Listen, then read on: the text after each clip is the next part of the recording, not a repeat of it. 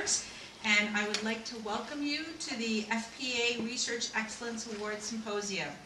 And I thank you all for braving the weather to get here. Before we begin, allow me to acknowledge that Carleton sits on the unceded territory of the Algonquin Nation. The title of today's symposium is Transitions to the Pluriverse, Contributions from Actor Network Theory and Political Ontology. This is a very special event for us in the Faculty of Public Affairs. Not only is it the start of the 2016 FPA Research Month, but we are also honoring the winner of the FPA Research Excellence Award, one of our treasured colleagues, Professor Cristina Rojas.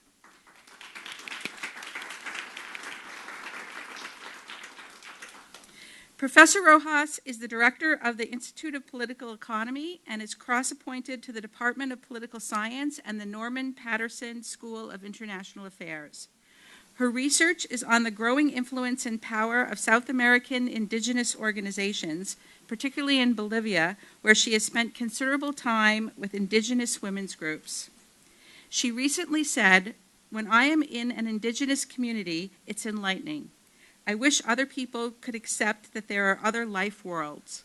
So I see my role as a translator, not of their language, but of the negotiations that are taking place between the modern and indigenous worlds. That would be an ideal way for me to see my job."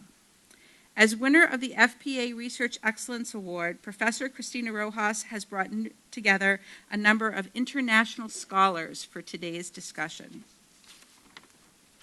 Joining Professor Rojas on the first panel, our first presenters will be, where did Hans Martin go? There we go. Hans Martin Jaeger, an Associate Professor of Political Science at Carleton University, and Mario Blasser, an Associate Professor of Geography and a Canada Research Chair in Aboriginal Studies at Memorial University of Newfoundland.